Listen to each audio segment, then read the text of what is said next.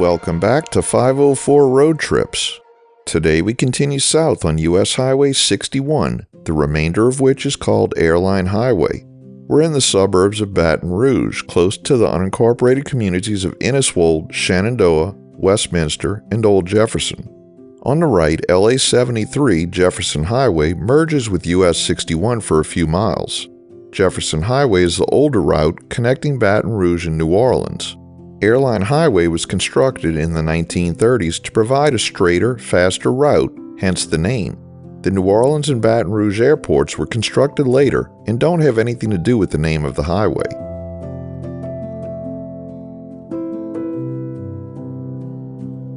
Ahead is the junction of US 61 and Seagan Lane to the right and Sherwood Forest Boulevard to the left. Here, a two-leg continuous flow intersection, or CFI, or crossover displaced left turn, XDL or DLT, has been installed. Traffic turning left from Airline Highway crosses over to the left of oncoming traffic before entering the intersection, eliminating the need for a left turn signal. The crossovers are signalized but are set back so as not to interfere with traffic flow at the intersection. This new intersection design opened in March of 2006 and was only the fourth of its kind in the United States. The new design decreased wait times from 3 to 4 minutes down to an average of 30 to 40 seconds. Accidents at the intersection were reduced by 40% because there are fewer points of conflict.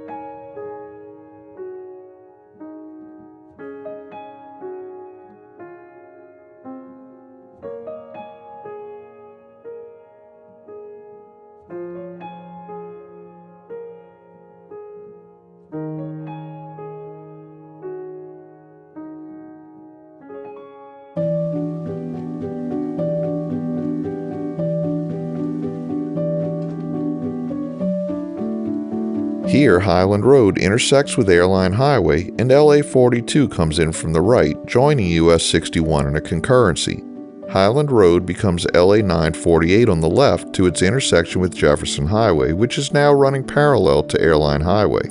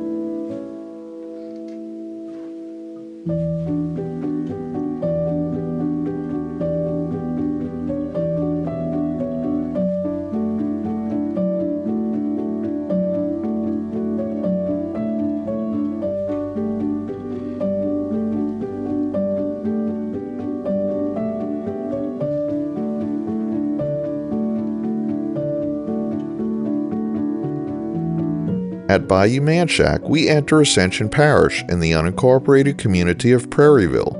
Prairieville is an expanding bedroom suburb of Baton Rouge.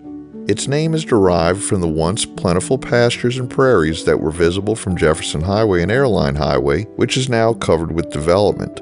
Prairieville started out as a quiet community with few people. In recent decades, Prairieville has benefited from migration out of Baton Rouge, with new residents particularly drawn to the area by its high-performing public schools and low crime rate. Prairieville had a population of 33,197 as of the 2020 census. If it was incorporated, it would be the largest city in Ascension Parish, with a population greater than the parish's two largest cities, Gonzales and Donaldsonville, combined. The most notable local property was the Phillips Farm. The farmhouse is still a local landmark in Prairieville. The house is lined with live oaks and a white planked fence surrounds the grounds. The pasture was sold in 1992 at the start of suburban development, and a 250-resident subdivision called Seven Oaks surrounds the farm where the pastures were. In 2006, the farmhouse was sold at auction following the death of its owner, Dr. Carrie A. Phillips, in 2005. The 40-acre tract of land, including the house, has been made into a cemetery now called Oak Lane Memorial Park.